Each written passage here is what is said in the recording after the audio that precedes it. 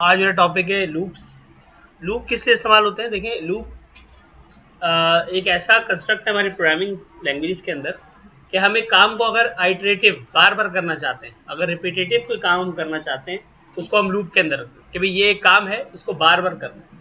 मैं एक पेज बना रहा हूँ, इसका नाम मैंने loop.html रख दिया। मैंने एक HTML का पेज बनाया।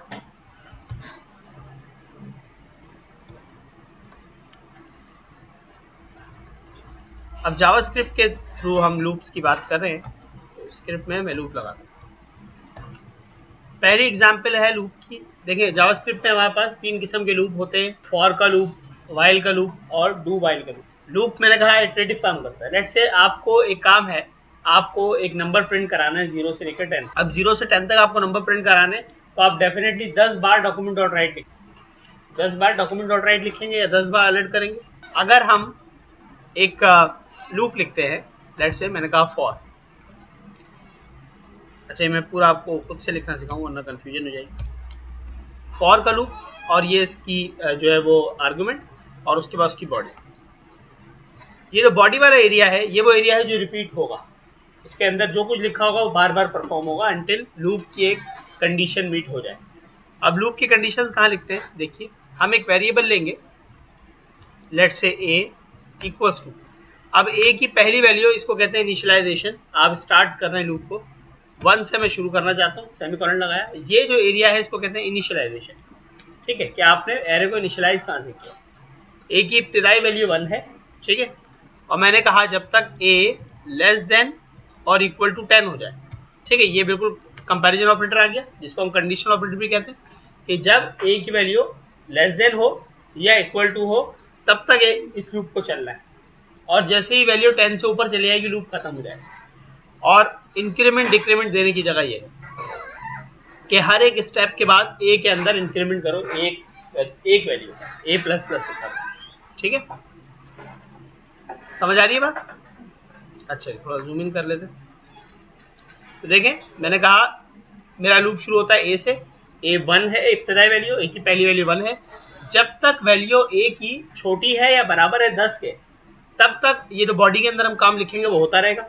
और हर एक स्टेप के बाद जब लूप घूमेगा तो a के अंदर 1 का प्लस हो जाएगा, a प्लस प्लस हो जाएगा, 1 का इंक्रीमेंट हो जाएगा +1।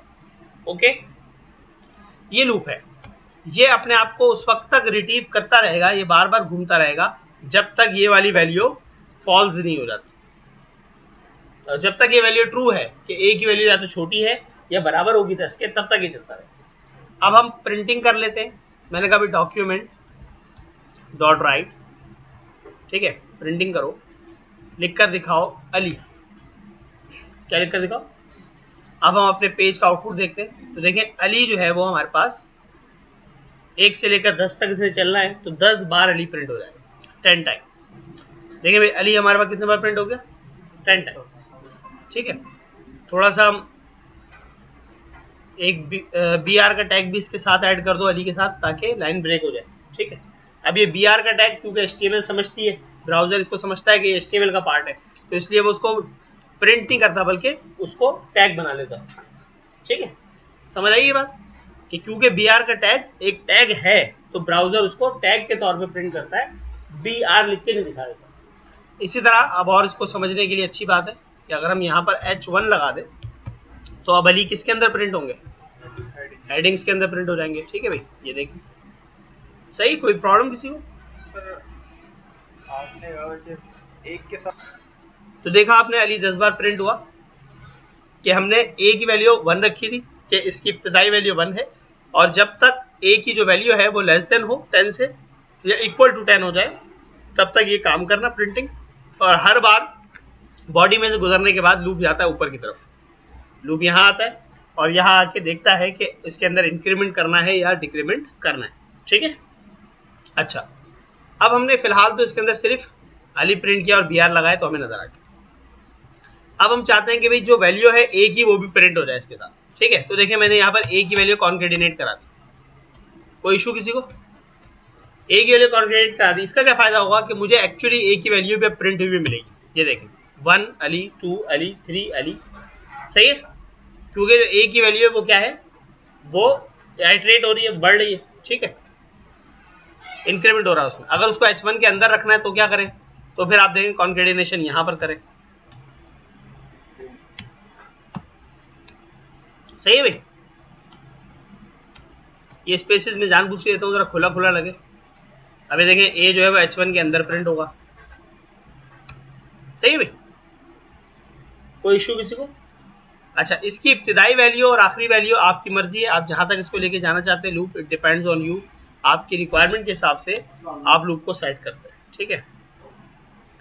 एक और चीज थी कि भाई जरूरी नहीं है कि लूप सिर्फ ऊपर की तरफ ही बढ़े, मतलब आगे की तरफ जाए, लूप पीछे भी आ सकता है। मतलब मैंने कहा ये 5 से शुरू हो और जब तक बड़ा है या बराबर है 1 के तब तक ये चले, और इसको मैंने माइनस माइनस कर दिया, ठीक है, माइनस माइनस पूरा डिक्रीमेंट कर दिया, तो 5 4 3 2 1 ये अब इसके स्टेप्स हैं। तो ये देखिए अब ये लूप रिवर्स में चला, ओके।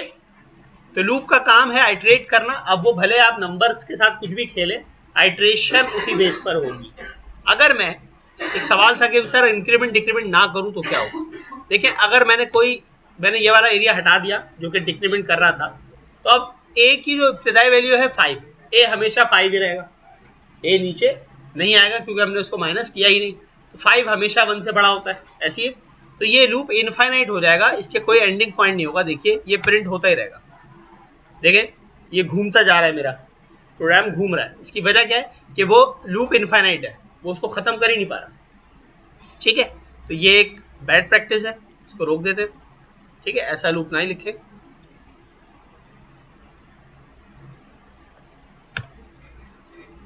अच्छा मैं इस टाइप को बंद कर देता हूँ,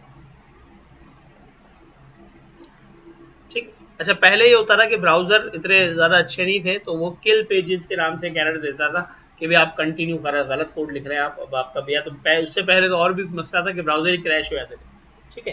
तो इसलिए इनफाइनाइट लूप लिखने से बचना चाहिए, ठीक है। बट ये आज के ब्राउजर अच्छे कि वो हैंडल कर रहा है उसको, ठीक है। तो ये फॉर का लूप था हमारा, ठीक है। अब इसमें इंपॉर्टेंट ये है कि it is not necessary to print something, ठीक है।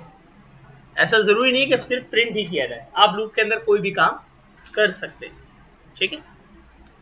मतलब मैं आपको एक एग्जांपल दूं कि अगर मुझे असाइनमेंट मिल जाए कि सर 2 का टेबल प्रिंट करना है, ठीक है, तो कैसे होगा। मैंने एक वेरिएबल ले लिया a, उसकी वैल्यू मैंने 1 से शुरू किया और 10 तक ले गया मैं, और a प्लस प्लस किया। अब देखें मेरी प्रिंटिंग क्या होगी। अगर आपकी कॉन्केटेनेशन अच्छी है तो आप बड़ी आराम से कर सकते हैं। आप कहेंगे भाई 2 प्रिंट होगा, ठीक है, उसके बाद मल्टीप्लाई का साइन प्रिंट होगा, उसके बाद जो भी a की वैल्यू है वो प्रिंट हो जाएगी, ठीक है जी। फिलहाल मैंने इतना लिखा 2xa, x एक्चुअली प्रिंट मैंने करने के लिए किया, सही। तो देखें आउटपुट में हमें नजर आएगा 2 के साथ 1, 2 के साथ 2। अच्छा इसके बाद एक br भी लगाना होगा आखिर में हमें, ताकि लाइन ब्रेक हो।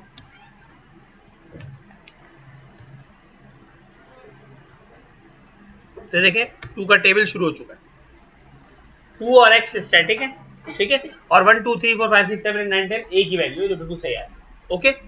अच्छा अब हम टेबल मुकम्मल कर लेते हैं। इसके बाद हमें चाहिए एक अदद इक्वल टू का साइन, ठीक है, ऐसी है।